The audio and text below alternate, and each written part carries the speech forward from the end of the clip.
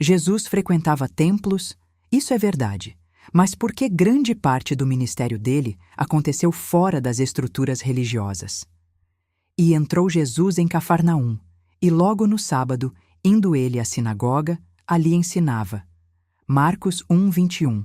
E percorria Jesus toda a Galiléia, ensinando nas sinagogas deles e pregando o evangelho do reino. Mateus 4:23. Mas também é verdade que grande parte de suas mensagens foi pregada fora das estruturas religiosas. Jesus pregava nos montes, à beira do mar, em desertos, em casas, pelos caminhos e no meio do povo simples. E aconteceu que, apertando-o a multidão para ouvir a palavra de Deus, estava ele junto ao lago de Genezaré. Lucas 5:1. E Jesus, vendo a multidão, subiu a um monte e, assentando-se, aproximaram-se dele os seus discípulos. Mateus 5:1. E todos os dias, no templo e nas casas, não cessavam de ensinar e de anunciar a Jesus Cristo. Atos 5:42. Enquanto muitos líderes religiosos estavam preocupados com aparência, posição e tradição, Jesus estava alcançando corações. A perseguição dos religiosos aumentava porque Jesus confrontava a hipocrisia espiritual. Bem profetizou Isaías acerca de vós, hipócritas. Marcos 7:6. Ai de vós, escribas e fariseus, hipócritas. Mateus 23:13. Em João 7:19 está escrito: Não vos deu Moisés a lei, e nenhum de vós observa a lei. Por que procurais matar-me? Os religiosos conheciam as Escrituras, frequentavam o templo, mas muitos não reconheceram o próprio Cristo diante deles. Veio para o que era seu, e os seus não o receberam. João 1:11. Jesus mostrou que a presença de Deus não ficaria limitada a construções.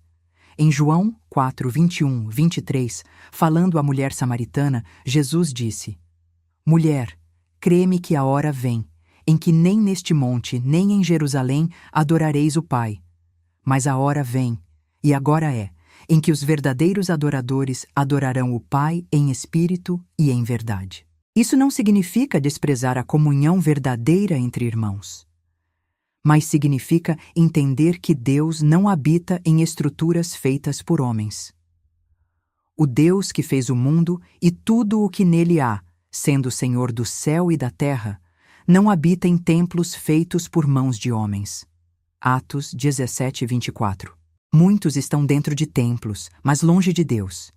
E há pessoas em quebrantamento verdadeiro buscando ao Senhor no secreto. Tu, porém, quando orares, entra no teu aposento, e fechando a tua porta, ora a teu Pai, que vê em secreto. Mateus 6:6. Jesus pregou onde havia corações dispostos a ouvir. O reino de Deus nunca ficou preso a paredes. O argumento usado por muitos líderes é que Jesus frequentava as sinagogas e o templo. Então, os cristãos também deveriam frequentar igrejas. Mas é importante entender o contexto bíblico corretamente. Jesus nasceu dentro da aliança judaica. Ele viveu como judeu, cumprindo a lei de Moisés até a cruz. O templo em Jerusalém ainda estava de pé, os sacrifícios ainda aconteciam, e as sinagogas eram locais de leitura da lei e ensino das Escrituras. Então, quando Jesus entrava no templo ou nas sinagogas, ele estava dentro do sistema judaico daquele tempo. Mas, ao mesmo tempo, o próprio Jesus confrontava fortemente os líderes religiosos e o sistema corrompido. Ele chamou o templo de covil de ladrões. Está escrito: A minha casa será chamada casa de oração. Vós, porém, a tendes convertido em covil de ladrões. Mateus 21:13. Jesus denunciava a hipocrisia, comércio da fé, busca por posição e aparência espiritual. Depois da cruz, tudo muda profundamente. O véu do templo se rasgou. E eis que o véu do templo se rasgou em dois, de alto a baixo. Mateus 27:51. A presença de Deus não ficou mais limitada a um lugar físico. O Novo Testamento passa a ensinar que a igreja são as pessoas. Vós sois o templo do Deus vivo. 2 Coríntios 6:16. Não sabeis vós que sois o templo de Deus e que o Espírito de Deus habita em vós? 1 Coríntios 3,16.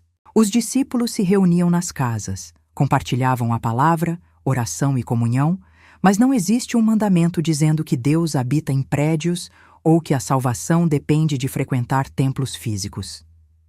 E perseverando unânimes todos os dias no templo e partindo o pão em casa. Atos 2,46. Biblicamente, não existe um versículo dizendo que todo cristão é obrigado a frequentar templos religiosos para ter comunhão com Deus. O que existe é a importância da comunhão verdadeira entre irmãos, do ensino da palavra, da oração e da edificação mútua. Consideremo-nos também uns aos outros, para nos estimularmos ao amor e às boas obras, não deixando a nossa congregação. Hebreus 10, 24, 25. O problema é que ao longo do tempo, muita gente passou a confundir igreja com prédio.